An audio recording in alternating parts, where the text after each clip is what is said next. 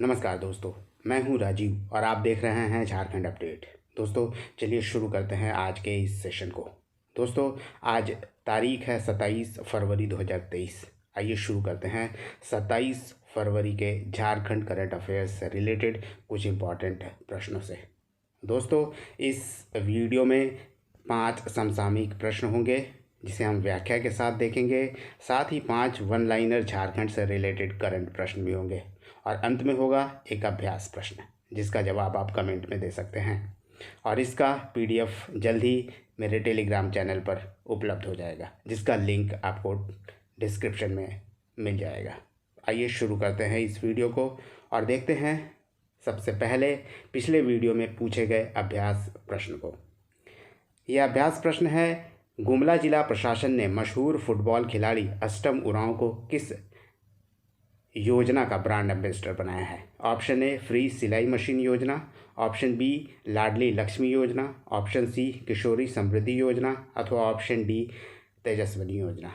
दोस्तों इसका सही उत्तर है ऑप्शन सी किशोरी समृद्धि योजना। यानी गुमला जिला प्रशासन ने अष्टम उरांव को किशोरी समृद्धि योजना का ब्रांड एम्बेसडर बनाया है ताकि किशोरी समृद्धि योजना को ज़िले में गांव-गांव तक पहुंचाया जा सके और लोगों को इससे अवेयर कराया जा सके। आइए दोस्तों इसके बारे में डिटेल में जानते हैं। गुमला जिला प्रशासन ने अंडर 17 भारतीय महिला फुटबॉल टीम की कप्तान और गुमला के मशहूर फुटबॉल खिलाड़ी अष्टम उरांव को सावित्रीबाई फुले किशोरी समृद्धि योजना का ब्रांड एम्बेसडर बनाया है। किशोरी समृद्धि योजना के गुमला जिला में बेहतर प्रचार प्रसार एवं जागरूकता के लिए अष्टम उरांव को इसका ब्रांड एम्बेसडर बनाया गया है। आपको बता दें कि गुमला जिला के बिशुनपुर प्रखंड के बनारी गोराटोली गांव की अष्टम Oraon FIFA under 17 world cup की गर्ल्स वीमेन फुटबॉल टीम की कैप्टन रही थी। चलिए दोस्तों अब बारी है झारखंड से रिलेटेड करंट अफेयर्स को जानने का। आज का पहला प्रश्न है, एनटीपीसी नॉर्थ कर्णपुरा प्रोजेक्ट का सुपर थर्मल पावर प्लांट के यूनिट 1 यानी पहले यूनिट से बिजली उत्पादन प्रारंभ हो जाने के बाद झारखंड बिजली वितरण निगम को कितना मेगावाट बिजली मिलना प्रारंभ हो जाएगा? Option A 660 megawatt, option B 350 megawatt, option C 150 megawatt अथवा ऑप्शन डी 100 मेगावाट। इसका सही उत्तर है दोस्तों ऑप्शन सी 150 मेगावाट। यानी इस नॉर्थ कर्णपुरा प्रोजेक्ट के यूनिट 1 के शुरू हो जाने से झारखंड बिजली वितरण निगम को 150 मेगावाट बिजली मिलने लगेगी। आपको बता दें कि झारखंड बिजली वितरण निगम को अब 150 मेगावाट बिजली इस यूनिट के शुरू होने से मिलने लगेगी। चतरा जिला स्थित यानी चतरा में स्थित एनटीपीसी नॉर्थ कर्णपुरा प्रोजेक्ट का सुपर थर्मल पावर प्लांट से बिजली का उत्पादन संभवतः मार्च 2023 से शुरू हो जाएगा और प्लांट का ट्रायल 2022 में ही कर लिया गया है। आपको बता दें कि कोयले की ढुलाई अब शुरू हो गई है और कोयले का पर्याप्त स्टॉक होते ही चतरा स्थित एनटीपीसी प्लांट से बिजली उत्पादन शुरू हो जाएगा। एनटीपीसी मैनेजमेंट के अनुसार 660 मेगावाट क्षमता के यूनिट 1 का काम पूरा हो चुका है। बिजली खरीद समझौते के तहत 660 मेगावाट बिजली में से झारखंड बिजली वितरण निगम को 150 मेगावाट बिजली मिलेगी। इसके अलावा आपको बता दें कि इस सुपर थर्मल पावर प्लांट से 660 मेगावाट की 3 यूनिट से कुल 1980 मेगावाट बिजली पैदा की जाएगी। यानी 2 और यूनिट शुरू हो जाए तो कुल 1980 मेगावाट बिजली यहाँ से प्रारंभ हो जाएगी। यानी तीनों ही यूनिट की क्षमता 660 मेगावाट होगी। झारखंड में बिजली की मांग वो दोस्तों आपको बता दें कि प्रतिदिन 2200 से 2600 मेगावाट रहती है। वहीं नॉर्थ कर्णपुरा प्लांट के चालू हो जाने से 150 मेगावाट बिजली मिलने पर राज्य की बिजली संकट कम हो जाएगी और इससे राज्य को नहीं जूझना पड़ेगा। साथ ही आपको बता दें कि एनटीपीसी नॉर्थ कर्णपुरा प्रोजेक्ट को पूर्व प्रधानमंत्री अटल बिहारी वाजपेयी ने 6 मार्च 1999 को शिलान्यास किया था। यानी लगभग 23 वर्ष पहले और 23 वर्षों में यूनिट्स यानी तीनों यूनिट्स में कुल 1980 मेगावाट पावर प्लांट को चालू करने की क्षमता है। यानी अगर ये प्रारंभ हो जाता है तो कुल 1980 मेगावाट क्षमता होगी इस थर्मल पावर प्लांट का। चलिए आगे बढ़ते हैं और देखते हैं अब नेक्स्ट प्रश्न को। झारखंड सरकार द्वारा 2022 में किस जिले में किसान पाठशाला प्रारंभ किया गया, जिसकी चर्चा केंद्र सरकार सहित अन्य राज्यों में भी हो रही है? Option A Khunti, option B Jamtara, option C पश्चिमी सिंहभूम अथवा ऑप्शन डी चतरा। दोस्तों इसका सही उत्तर है ऑप्शन ए खूंटी, यानी किसान पाठशाला खूंटी में प्रारंभ किया गया था पिछले वर्ष 2022 में। आइए इसके बारे में जानते हैं। झारखंड के किसानों को आधुनिक तकनीक के साथ जोड़ते हुए उन्हें सशक्त बनाने के लिए झारखंड सरकार ने किसान पाठशाला शुरू किया था। ऐसी ही एक पहल खूंटी जिले में शुरू की गई थी, जिसे किसान पाठशाला नाम दिया गया है। इसकी चर्चा केंद्र सरकार सहित अन्य राज्यों में भी हो रही है।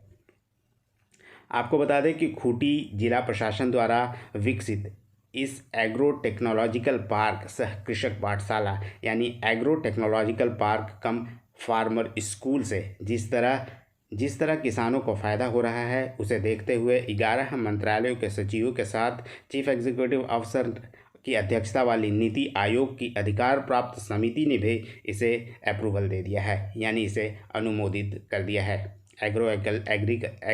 एग्रो टेक्नोलॉजिकल पार्क कम फार्मर स्कूल द्वारा तकनीकी में झारखंड के किसानों को आधुनिक पद्धति के जरिए खेती बाड़ी की जानकारी दी जा रही है, ताकि खेती बाड़ी से इनकी आय में वृद्धि हो सके। मुख्यमंत्री हेमंत सोरेन ने अक्टूबर 2022 में ही खूंटी जिले के कर्रा में पहला किसान पाठशाला का उद्घाटन किया था। आने वाले 3 वर्षों में यानी अगले 3 वर्षों में राज्य में 100 कृषि पाठशाला खोले जाने का लक्ष्य है। वर्तमान में पहले चरण में इसे 17 कृषि पाठशाला खोले जाने हैं। चलिए दोस्तों अब देखते हैं नेक्स्ट प्रश्न को। झारखंड की अंतर्राष्ट्रीय स्तर की एथलीट फ्लोरेंस बारला को निम्नलिखित में से किस रेलवे जोन द्वारा टीटीई के पद पर नियुक्त किया गया है? Option A east central railway, option B south eastern railway अथवा ऑप्शन सी ईस्टर्न रेलवे और D south eastern central railway. इसका सही उत्तर है दोस्तों option D south eastern central railway द्वारा फ्लोरेंस बारला को रेलवे में टीटीई की नौकरी दी गई है।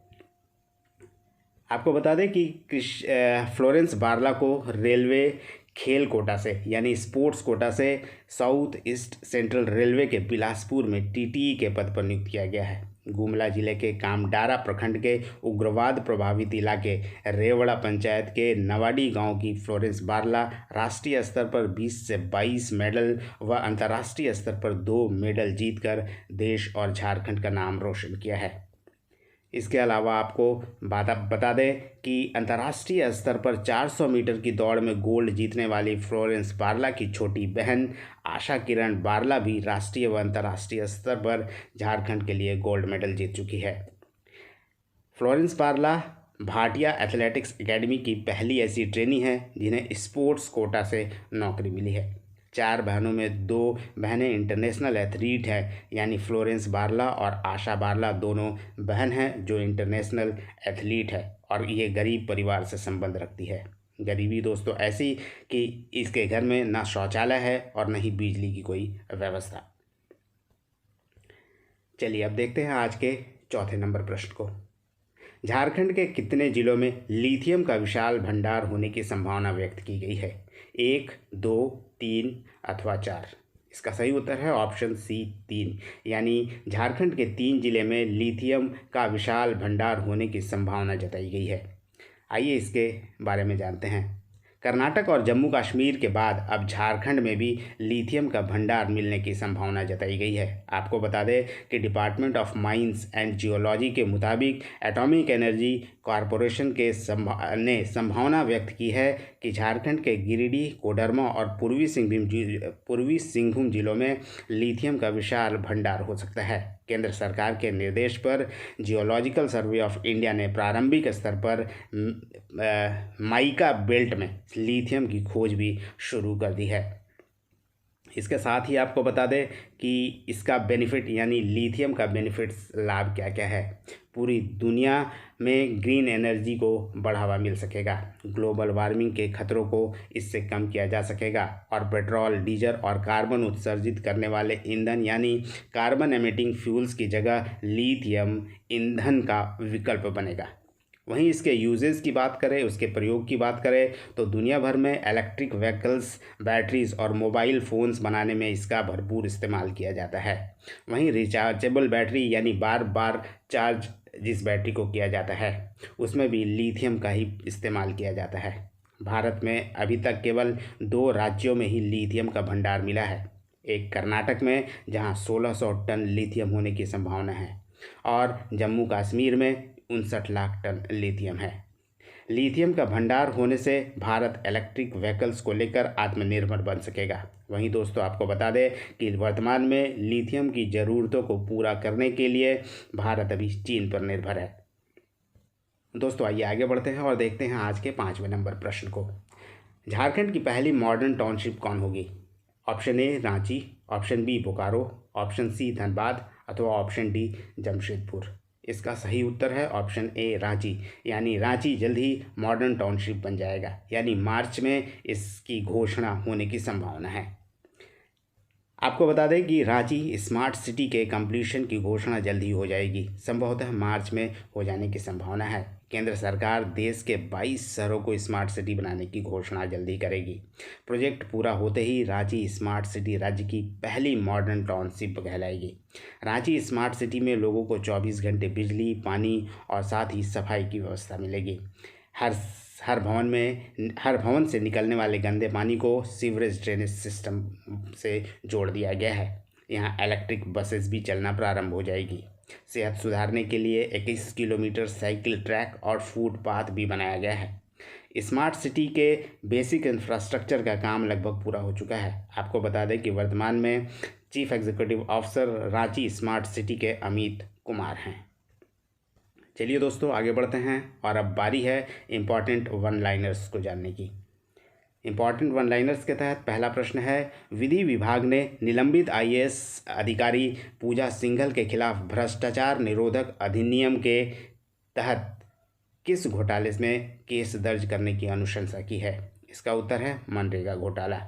दूसरा प्रश्न है, संथाली भाषा साहित्य संस्कृति को समृद्ध बनाने तथा संथालों की परंपरा को कायम रखने के लिए प्रेरित करने वाले रेवरेंड L.O. श्रीफर्ड किस देश के नागरिक थे जिनकी 183वीं जयंती हाल ही में मनाई गई है? इसका उत्तर है नॉर्वे। दोस्तों आपको बता दें कि रेवरेंड L.O. श्रीफर्ड ने न केवल संथाली भाषा का डिक्शनरी लिखा है बल्कि ग्रामर को भी उन्होंने लिखा है। अगला प्रश्न देख लेते हैं, हाल ही में झारखंड के लोहरदगा जिले में 149 वर्षों बाद दुर्लभ गरुड़ नजर आए हैं। इसे स्थानीय भाषा में क्या कहते हैं? दोस्तों इस गरुड़ को स्थानीय भाषा में लोहरदगा में गांडा गंदूर कहते हैं। गरुड़ का scientific name lesser adjutant stork है।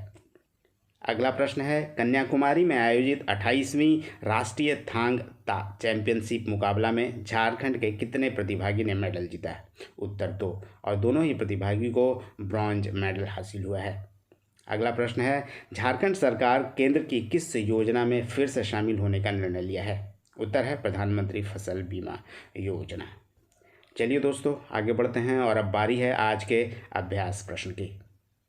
आज का अभ्यास प्रश्न है, झारखंड की रूपा रानी तिर्की और लवली चौबे किस खेल से संबंधित है जिसने भारत की विमेंस टीम के साथ मिलकर मलेशिया में गोल्ड मेडल जीता है? Option A baseball, option B table tennis, option C kabaddi अथवा ऑप्शन डी लॉन बॉल्स। दोस्तों इसका जवाब आप कमेंट में दे सकते हैं। धन्यवाद दोस्तों, फिर मिलते हैं अगले वीडियो में किसी नए टॉपिक के साथ और करंट अफेयर्स के साथ। तब तक जुड़े रहिए झारखंड अपडेट के साथ। धन्यवाद।